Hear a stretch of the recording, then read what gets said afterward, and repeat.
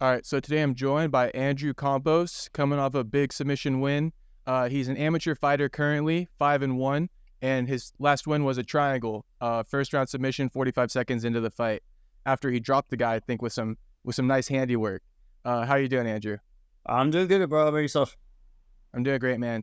Just to preface this for all the fans too, I guess you're the guy who blew up for saying he's off the weed and off the porn, which we'll get into. But to start it off, where are you from exactly? I know you're training in AKA right now, but are you always from Cali or are you from somewhere else?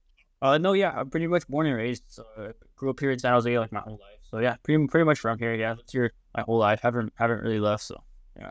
Okay. And what was it like growing up in San Jose, I guess? Have you had like a normal childhood? What was your childhood like? It was cool. Yeah, it was cool. I grew up in a good family. Like I never really yeah, I played sports. Like nothing too crazy. Just pretty like a normal life. Like I went to Logan Elementary, middle school, high school. So it was cool. I just played sports, pretty active, had friends. I like to be outside a lot. So yeah, nothing crazy. Nothing crazy. Okay. What sports did you play? I was big into, I played all of them, but I was really big into basketball. Like basketball was like the main thing. Like I like my dream when I was younger was to play on the Golden State Warriors, bro. Like that was my dream. Like I wanted to be a Golden State Warrior. But then like as you get older, you start realizing that like I was like, man, I'm not tall. A lot of kids when I got into middle school, they were already had hit puberty and they were like super tall and like stronger. So I was like, that dream kind of went away, and I was like, I was pretty small, so I was like, yeah. So that dream kind of died out. But yeah. Okay. And then where'd you put your time into after that dream died out, I guess? I started watching MMA. So I was into WWE just like any other kid growing up. So I was like watching Yeah, that, me but it too. was like, yeah, that was big. That was cool. But like sixth, seventh grade, I started watching MMA. So that's kind of when I started making that transition. And I was like, okay. And I started kickboxing when I was in eighth grade. I was like 12, 13. Like eighth grade, I started kickboxing. So that was like after I stopped playing basketball, like sixth, seventh grade. Like eighth grade, I started kickboxing, and that's when, yeah, I pretty much had like dreams of being a fighter. Okay, so and it was from the WWE, or did you like start WWE, then you started watching UFC, which made you start kickboxing? It was from the UFC, which made me start kickboxing. Yeah, like WWE was Okay. cool, but I always knew it was kind of fake. Like, yeah, I always kind of knew it wasn't real. So like the UFC kind of like it had my attention more for sure.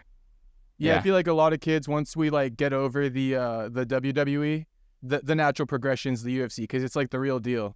Yep.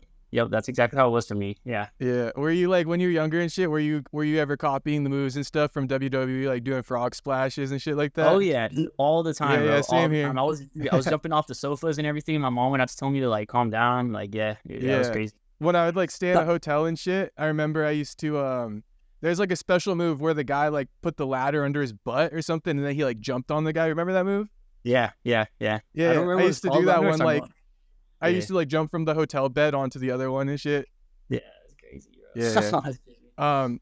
So when you started getting into kickboxing and stuff like that, did you kind of have a natural liking to it? Were you pretty talented or did you get beat Oh up at yeah. all at first?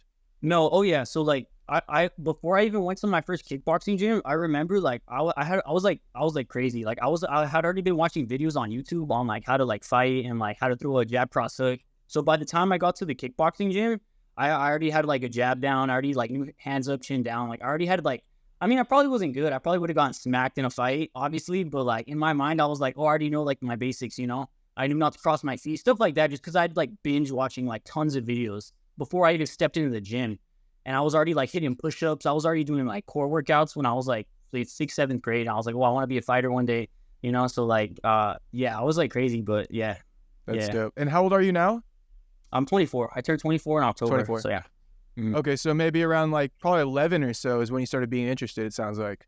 Yeah, like 11 or 12. Yeah, yeah. Yeah. Yeah, 11 or 12, like seventh grade, like Okay, and sixth, then what seventh did your grade. parents think? Because I remember like when I started telling my parents I liked MMA and stuff, they're like, yeah, but you're not gonna be doing that. So did your parents like were they down to put you in there because you had a lot of energy and stuff, or how did that go? They kind of, I mean, they wanted me to like do other sports. They're like, oh, why not other sports? There's like football or soccer, but I was like I wasn't interested in any of those. They were just kind of team sports. But like I felt like fighting is something like it's something like anybody could do. Because like in basketball, like I said, you got to have like certain like height. You got to be tall. You got to and you can't control that. But what you can control is like a fight and like you could fight anybody like your size. So I kind of knew that. So I was like, that's kind of why I wanted to get into fighting more. But they wanted me to do other sports, and they wanted me to do good at school and stuff, and like stuff like that. Just like any other parent, they don't want to see their kid get hurt, But like, yeah, I really like fighting though. So they kind of just like went along with it. Yeah. Did it take any convincing? Did you have to be like, nah, like I really Oh want to yeah. do this. Like, can you help me pay for it or something? Or Oh yeah, big bro. I yeah. would cry, bro. I was crying because like my parents didn't have a lot of money. Like, we didn't have a lot, like, ton of money growing up. So like, bro, I would be like crying because I couldn't train, bro. I'd be like, damn, like it sucks. Like I want to be a fighter one day, but I can't even train because like it was just hard. And growing up in San Jose, like it started getting expensive. Like when I was growing up, like started getting really fucking expensive. So like my parents didn't always have money to pay for my training, but I would be like crying, bro. That's why I'd be watching videos. I'd be like learning his dude. I would practice on. I had like a doll. I don't know what it was. I had like a doll though, and I'd be practicing like triangles and shit, like on my doll. Yeah, It I've was like seen. a Is it like teenage. that fair text? Nah. I'm talking about like it was like I had like a stuff. I don't know who gave it to me. It just like appeared in my house, but it was like the Teenage Mutant Ninja Turtle, like a fucking Oh, like okay. I don't know what it was, but I would be practicing triangles and shit on it. So that was crazy. Yeah, Okay, so yeah, you just had an interest, and then it just kind of evolved. You were like persistent with it, and got them to kind yeah, of sign you up. very persistent. Yeah, very Yeah. persistent. Yeah, Yeah, even for me, like after I graduated high school, there was a jujitsu gym next to my house, and it was like $100 a month. And I had yeah. to split it with my mom. I had to like pay $50, and she would pay $50. But it's because other than that, she wouldn't have like she wouldn't have paid for it full price. So I could relate to that for sure. No, yeah, and like eventually they were able to. So yeah, we did find Yeah. that kickboxing gym. I think it was like $70 or $80 a month. So they were able to do that. So I was there for like a good year. It was it was at a taekwondo's studio, but they had like adult like teen adult kickboxing, but it was like a taekwondo studio. So, but I knew like I needed to be like in an MMA gym. So eventually I left that gym and I went to other places. But that's where I started. Yeah. It was like a Okay. taekwondo studio. We had like kickboxing classes. Yeah. And what was like your progression into it? Like, how do I put it? Uh, like how seriously did you start kind of taking it after a while? Like within the first few months, were you sparring and stuff like that, or like that kind of whole thing? The sparring, I don't even think they did sparring. They did like taekwondo sparring there, but for like the kickboxing, it was like it was more like a cardio kickboxing, I guess. Like we did a couple partner drills, but it wasn't like no full contact sparring. Like I don't think I sparred until like my gym after that I went to. It was a gym called IMA where I met Alan Stevens. There we kind of did more like contact sparring. That was like when I was like 14, I believe. It was like a year later. So I stayed a year contract at that little taekwondo place, and I didn't like actually spar until like a year after that. Yeah. Okay, gotcha. So the first place was like just like probably drills on the bag and stuff, or Yeah. like partner drills. Yep. Yep. The Okay. partners. And Yeah. how We did you pulled like? mitts for each other. Yeah. Yeah, I got you. How did you like the sparring when you first got into it and stuff? Was it like a lot of fun for you? Because I feel like people with a lot of energy, they love that shit, you know? Yeah. No, it was dope, bro. Yeah. It was like nothing like it. I was like, what is like? It was like, oh, it was like, oh no, like my mind was blown. I was like, this is dope. Like, I'm a fighter now and stuff like that. So it was cool, bro. Definitely. Okay. Did you ever struggle with consistency kind of when you first started? Or like, did you love it so much that you came to the gym a lot? Yeah, I was at the gym. I would stay for like 3 classes. Like I would stay. Oh, Like really? after I left the kickboxing, I went to IMA. They're not around no more, but I would stay for like 3 classes, like 3 hours, and I would just like wake up in between each class, just like because I just loved it so much. Gotcha. So, and have you never really worked and stuff like that, or did you ever have a job in between all of this?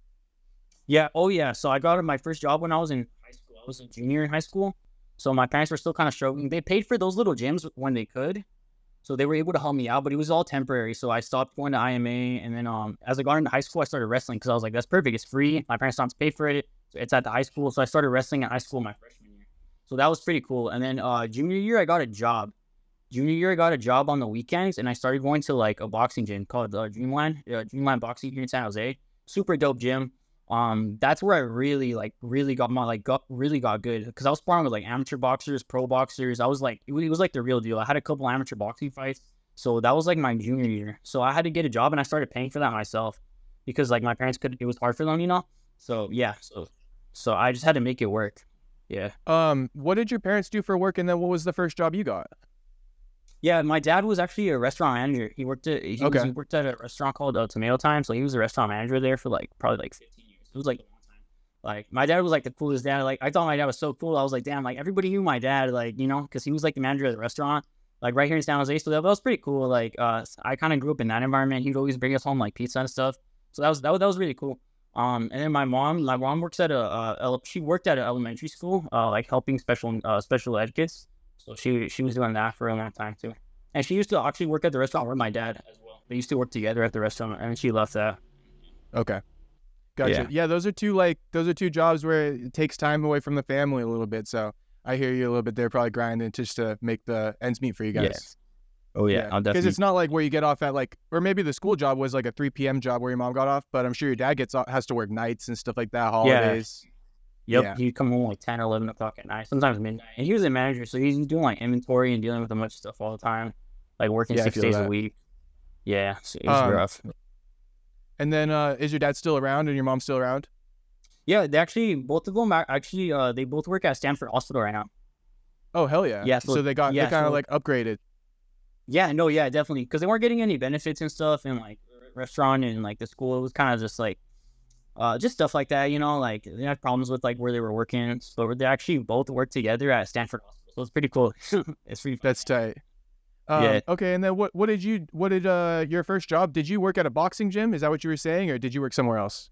That was later on. Yeah, that was later on. I actually worked at I worked at a restaurant. I was a busser. That was my first job. I was 16. Got a Okay. job at a restaurant as a busser on the weekends, like Saturday and Sunday. So that was my first job. And I would like go to school. I would like run during the week, go to school, go to the boxing gym that I was paying for. And then it was crazy. I don't even know how I did it, bro. I was going to the boxing gym and I was also doing jiu-jitsu. So I'd have my parents drive me to the boxing gym. Practice was from 4 to 6. I'd have them pick me up during the week and I'd have them take me to the jiu-jitsu gym, and class started at 6:30. So I would do boxing 2 hours.